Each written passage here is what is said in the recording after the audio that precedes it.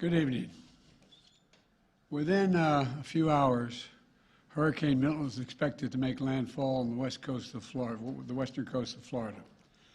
Already we're seeing impacts from the storm, including significant winds and heavy rain. And there's also been frequent and widespread tornado warnings throughout the day, and they're continuing and expected to expand as Milton moves over land, including a few that have already touched down in South Florida. Currently, Milton is a Category 3 with wind speeds up to 120 miles per hour. But no one should be confused. It's still expected to be one of the most and worst destructive hurricanes to hit Florida in over a century. You know, both the heads of the National Hurricane Center and the National Weather Service made it very clear in conversations I've had with them earlier today. Milton still carries incredible destructiveness, can wipe out communities, can cause loss of life. Storm surge is still expected to be up to 13 feet. So I urge everyone in Hurricane Milton's path to listen to local officials and follow all the safety instructions they give. At this point, evacuation is probably difficult. So I encourage people to look for safer shelter. Sometimes moving just a few miles can mean the difference between life and death. We've already approved emergency declarations for Florida.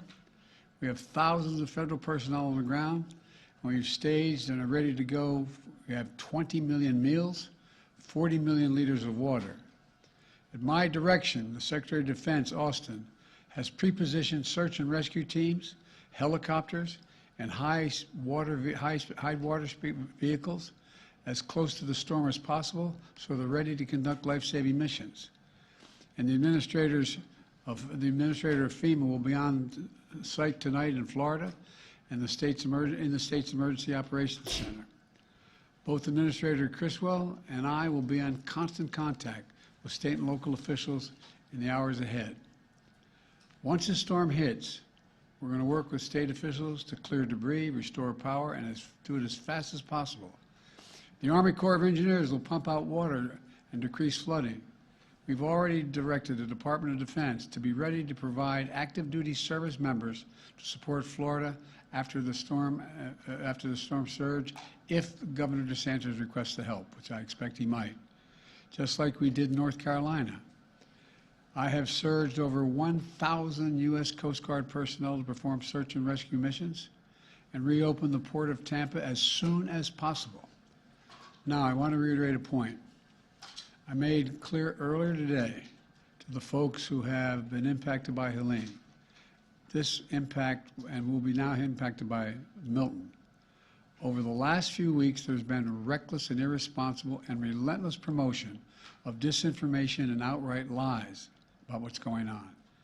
It's undermining confidence in the people in Florida and incredible rescue and recovery work that has been undertaken.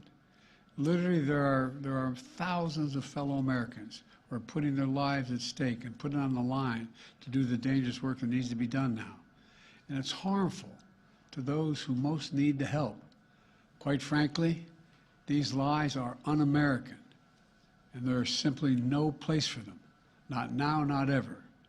Former President Trump has led this onslaught of lies. Assertions have been made that property is being confiscated. That's simply not true.